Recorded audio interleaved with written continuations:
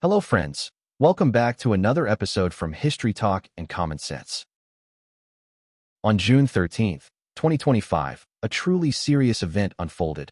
Israel launched a major military operation against Iran.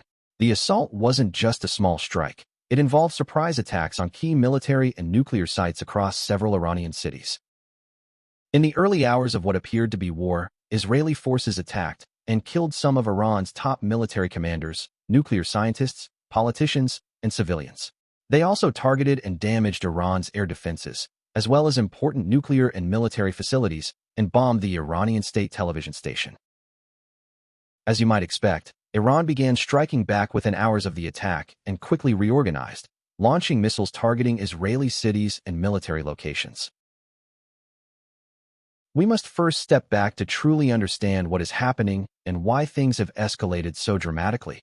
As Winston Churchill brilliantly observed, a nation that forgets its history has no future.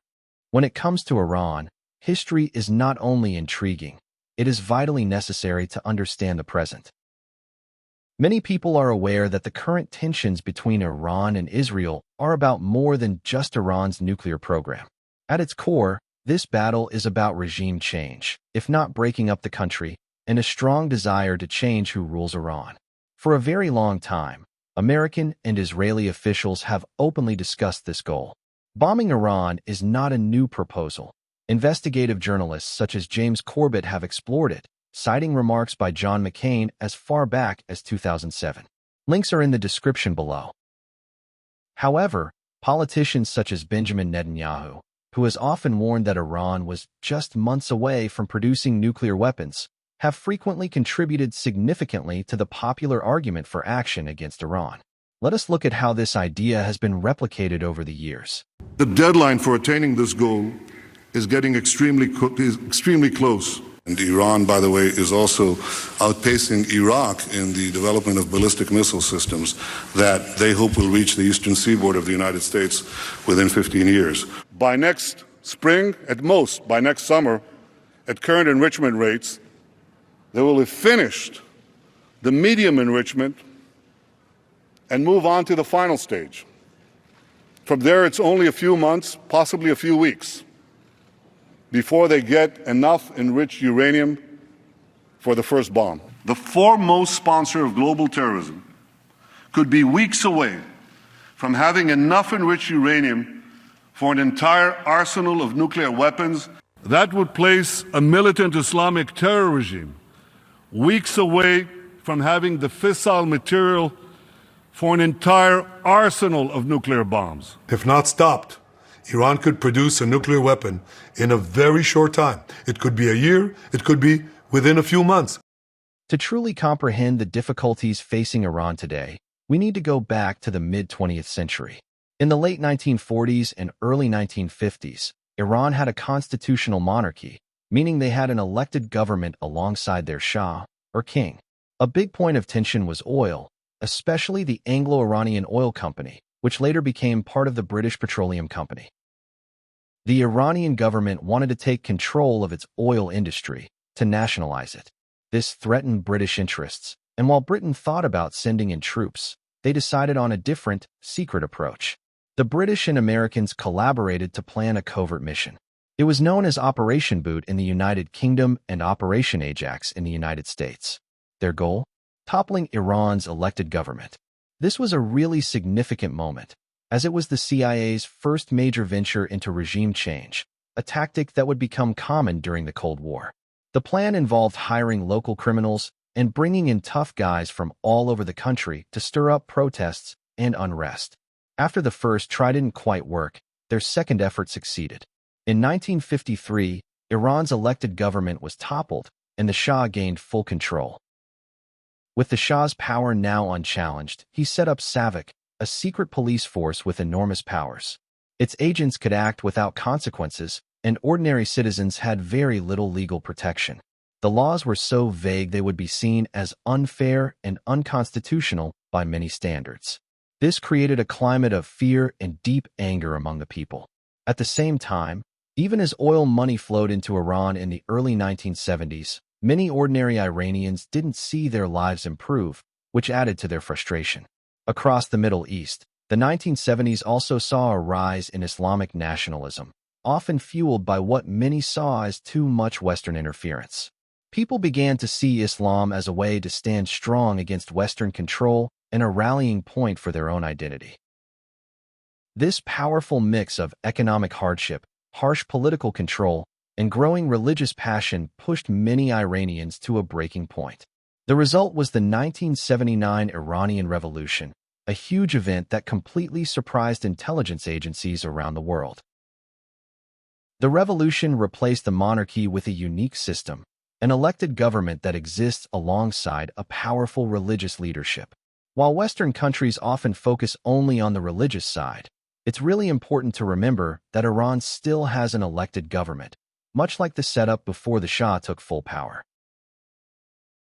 For many Iranians, this system, even with its imperfections, is seen as the best way forward. It has largely kept Western powers from directly controlling Iran and has brought a measure of prosperity and influence to the region.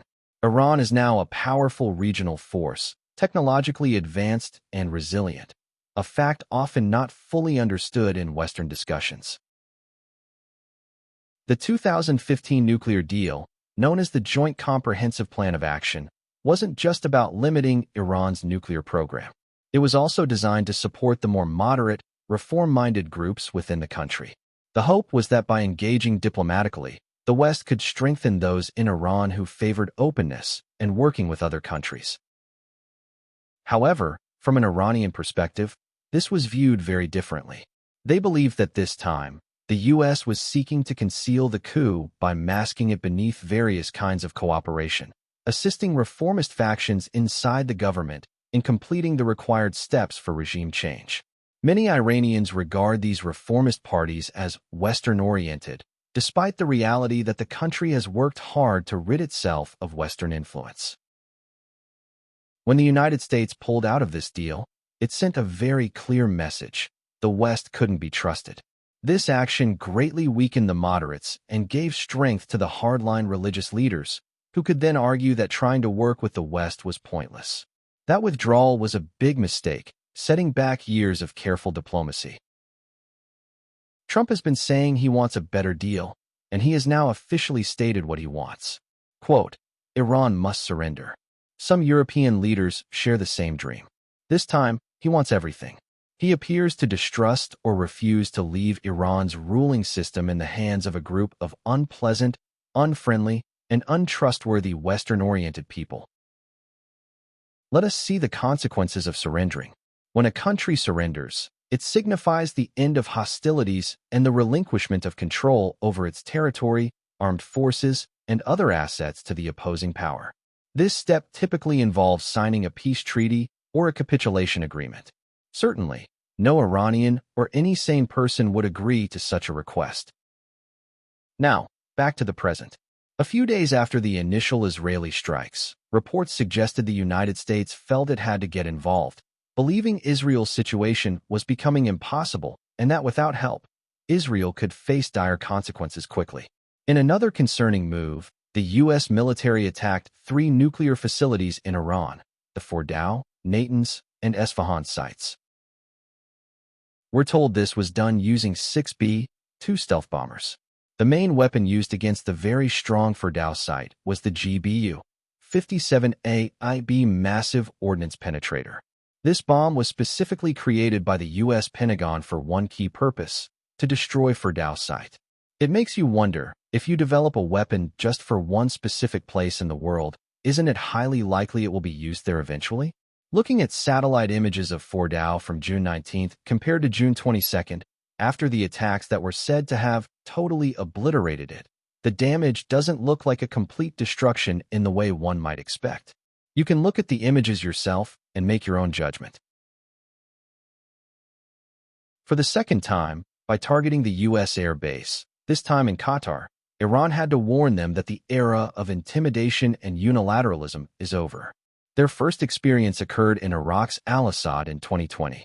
The satellite images show the geodesic dome visible at the Al-Udeid air base on June 23rd, just hours before the attack. Images captured on June 25th and subsequent days reveal the dome's disappearance, along with visible damage on a nearby building.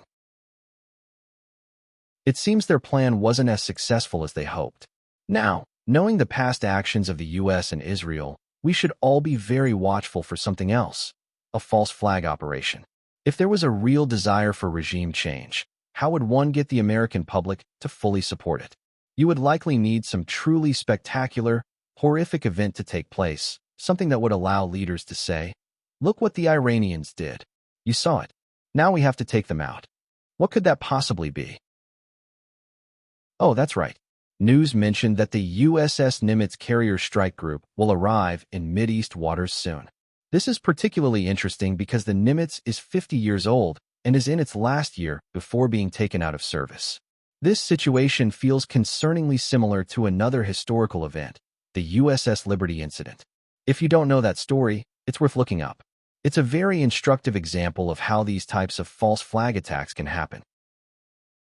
In a strange way, we find ourselves in a similar scenario to 1953, but this time the circumstances are completely different. Iran is becoming a formidable regional player capable of defending its land. If it chose to, it could gravely undermine American interests in the region. Iran also has powerful friends who might assist in expanding any war, making it an economic, political, and military nightmare for many countries. This means that if war breaks out, it might escalate into a worldwide struggle. And no one actually wants war since it inevitably leads to death and destruction. This ancient country has persisted for thousands of years for very excellent reasons. Iran is not a single, unchanging entity. Its civilization is diverse, its politics are complex, and its people are tough and smart. Underestimating Iran or viewing it through a narrow, simplistic lens is a formula for disaster. The route forward will be difficult. Patience, humility, and a willingness to see beyond short-term political gains are required. However, the rewards, stability, security, and the well-being of millions of people make the work worthwhile. History has often proved that the decisions we make now will define the region for future generations. Let us pray that prudence triumphs and that this vital time is not squandered. While wishing for the best, remember, history never repeats itself. Man always does. What do you think is the path forward? Thank you for watching. If you enjoyed this video, we invite you to join us on the next one. We encourage you to share your valuable feedback and tips in the comment section below. Thank you for your likes, shares, and comments.